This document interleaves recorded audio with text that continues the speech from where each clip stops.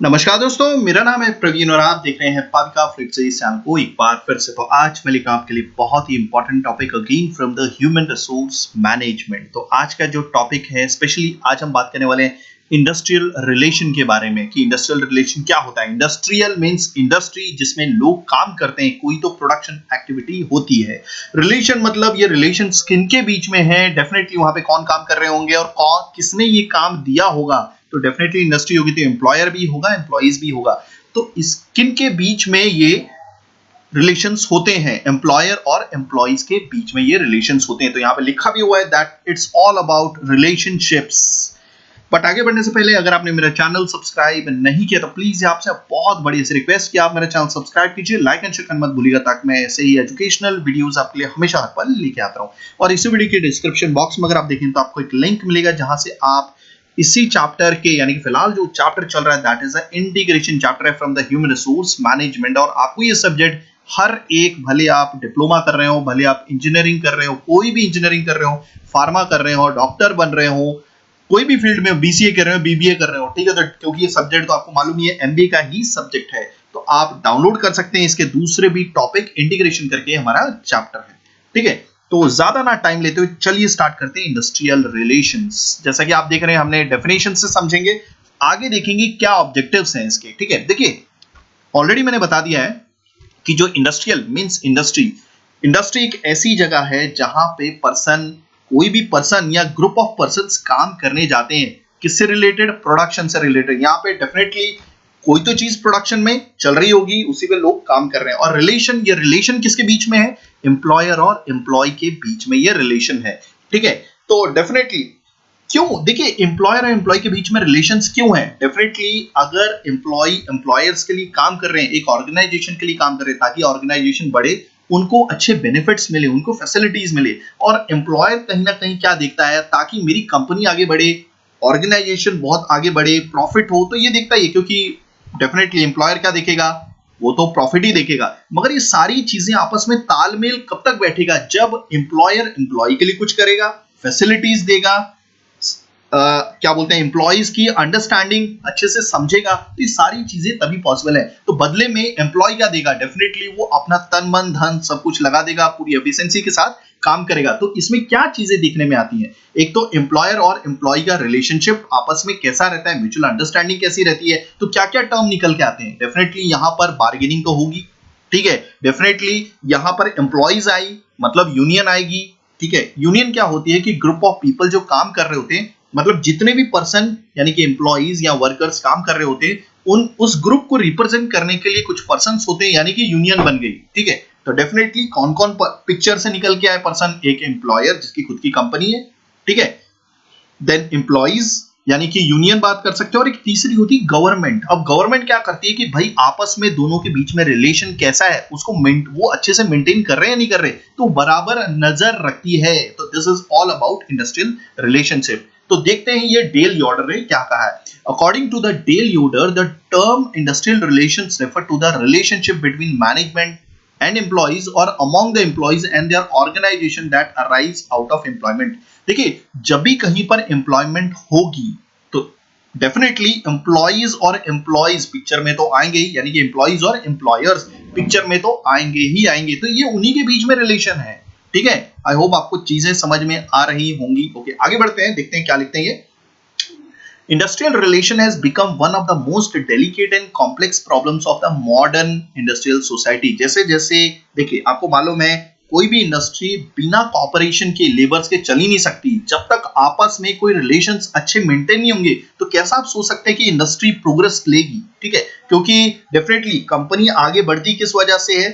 जब जो एम्प्लॉइज होते हैं बहुत अच्छे से काम करते हैं, दिल लगा के काम करते हैं, कंपनी प्रॉफिट लेती है। डेफिनेटली उसके जो मींस अगर वो लिस्टेड है बीएससी या एनएससी में, तो उसके प्रॉफिट की वजह से आपको मालूम है कि हर 3 मंथ बाद यानी कि उनके प्रॉफिट का डिक्लेरेशन होता है कि ये कंपनी घाटे में गई, ये कंपनी के शेयर्स मतलब घाटे में गई, तो डेफिनेटली शेयर के जो प्राइस है वो लो चले जाएंगे। अगर उसने कुछ कमाया है, ठीक है, तो डेफिनेटली उसके जो शेयर होंगे उसके प्राइस ऊपर चले जाएंगे। तो डेफिनेटली अब जो एम्प्लॉयर है वो भी तो एम्प्लॉय के लिए कुछ ना कुछ सोचेगा। तो जैसे जैसे इंडस्ट्री प्रोग्रेस कर रही है आगे चल के मॉडर्न सोसाइटी में, तो ये काफी एक डेलिकेट और एक कॉम्प्लेक्स प्रॉब्लम बन गया है। यानी काफी मुश्किल है क्योंकि इसमें तरह तरह के प्रॉब्लम्स आते हैं। ओके, आगे बढ़ते हैं।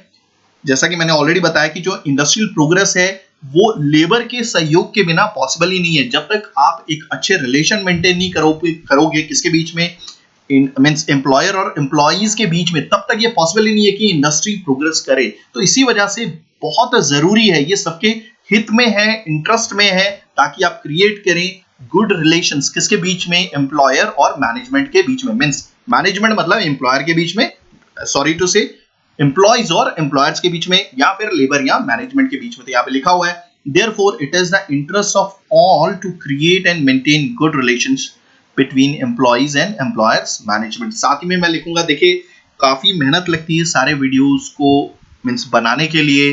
हर दिन मतलब फिलहाल तो मतलब मैं ही वीडियोस बनाता हूँ, मेरी कोशिश है कि बाकी सर भी आए मेरे साथ जो जुड़े हुए, उनको भी मैं लेके आऊँ, मगर काफी मेहनत लगती है इन सारे वीडियोस को, यानी कि सारी नॉलेज इकट्ठी करके आपके सामने लेके आने के लिए।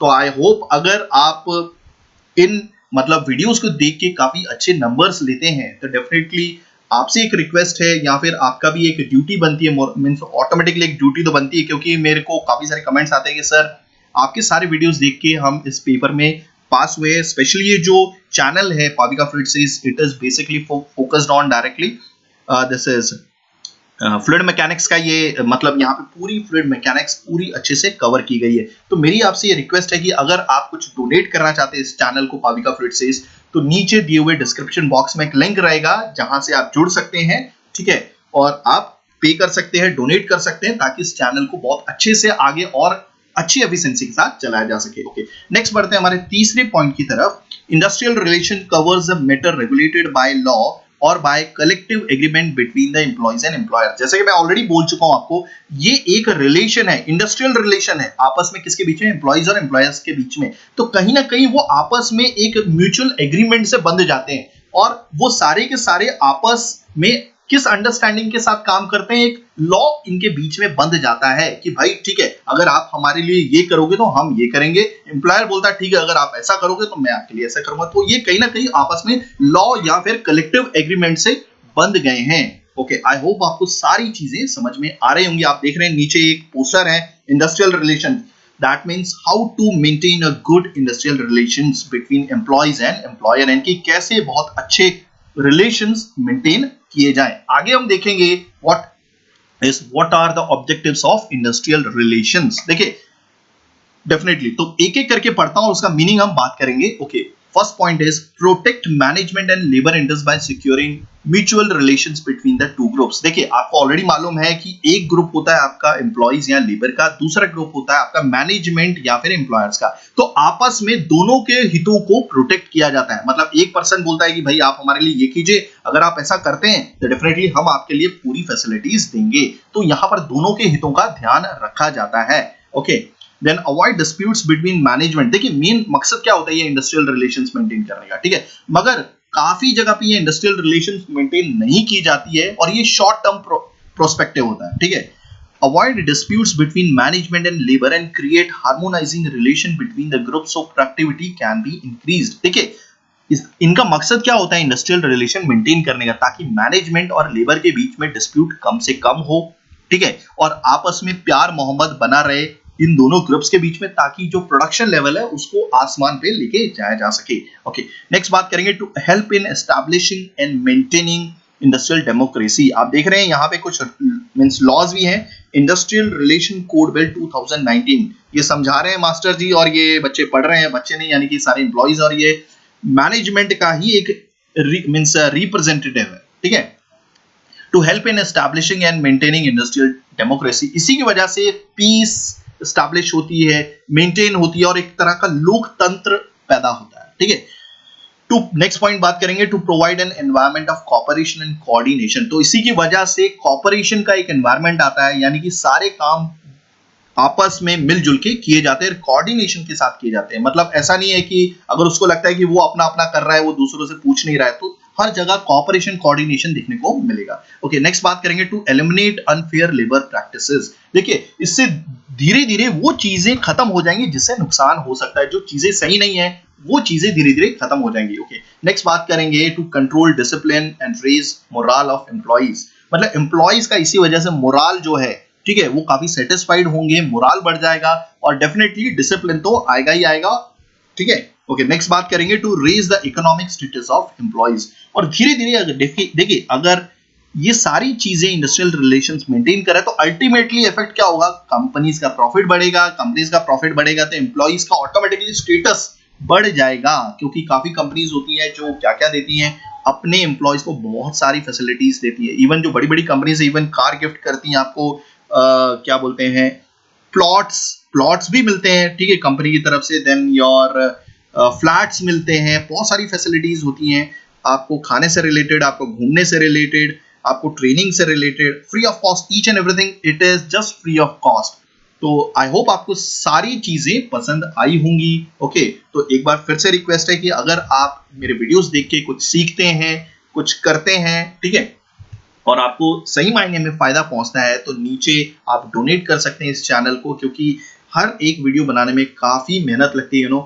It's huge means work that I have to do individually myself, क्योंकि फिलहाल तो मैं ही देख रहा हूँ ये सारी चीजें। साथ में मेरी कोशिश है कि आपके लिए मैं और भी, क्योंकि काफी सारे कमेंट्स आते हैं सर ये भी क्या टॉपिक आप ले सकते हैं, ये सब्जेक्ट पढ़ा सकते हैं, तो let me tell you that I am a chemical engineering means a guy. So मेरी कोशिश है कि मैं अलग अलग टॉपिक्स के साथ आऊं, मगर हर चीज पॉसिबल नहीं है मेरे लिए। तो थैंक्स फॉर वॉचिंग, धन्यवाद, थैंक यू।